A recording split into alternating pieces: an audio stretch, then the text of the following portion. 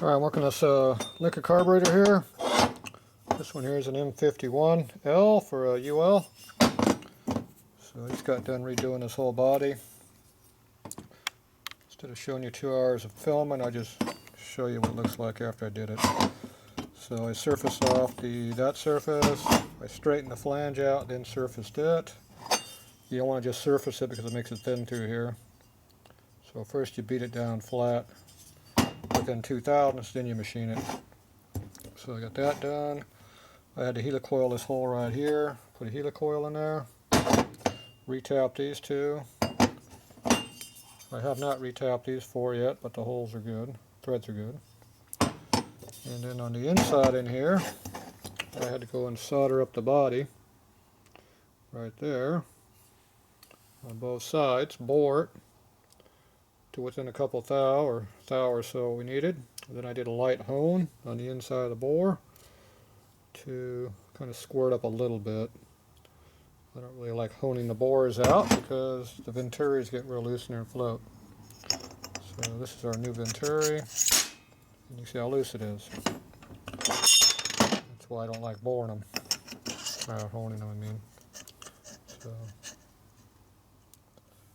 if you can see in there's a little bit of a gap. Not too bad, but gap's a gap. It's probably 5 thou at least.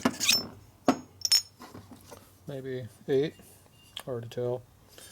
So, anyway, right now this is pretty well all done. And when I solder up the bore there, it got hot, so I could go reblast this, so I get rid of that heat marks in there. Now the marks that what we soldered up right there's grooves right on there. This one's not very deep, but they get pretty deep in there on some of these bodies. This one's actually was pretty good. These ones over here are not as good. See how deep they are. So that's more how this body here was like that also. These things all get pretty bad. Here's one that's pretty bad. That's how, yeah, just that one's about halfway in between these two. And they also get them on both sides too, but mainly on the top. So anyway, that's what it looks like. You can see it in there, but you don't really feel it because it's pretty even with the rest of the surface. Alright, so this is ready to go get cleaned up. Oh, I also went down through here and opened up all the passages and stuff, make sure they're all clean, and make sure everything's good, cleared out. I also opened up the slot right in here a little bit. That slot right down in there, right there. I opened it up from 9 thou to 15 thou, 16 thou. That's that one right there. So that goes right next to where the slide is here, or the butterfly. So when you first open it, it lets more fuel into the bike just off of idle than at idle. So it'll carburate a little bit better and kind of gives you that, like having an accelerator pump but not really having one. Just gets rid of that flat spot off of idle. So yeah, that's one thing I modify on these. This one here is a late style body that has the big air hole right here. And these other ones that don't.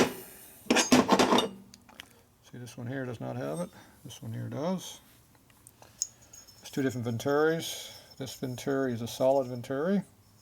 There's no slot right here. This is the one that came out of that other body. You see the slot right through here. That's how it breathes. So if you don't have the slot in the body on these early ones, you either have to groove it here or you gotta drill this big hole in here, because that hole is what feeds air around the venturi here. Makes the emulsion circuit work, which is this thing here, this here emulsion tube. Goes up through the center here. And that's how the fuel gets in there. Oop. Tight fit.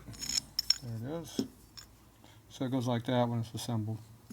So that's how it feeds fuel up into there.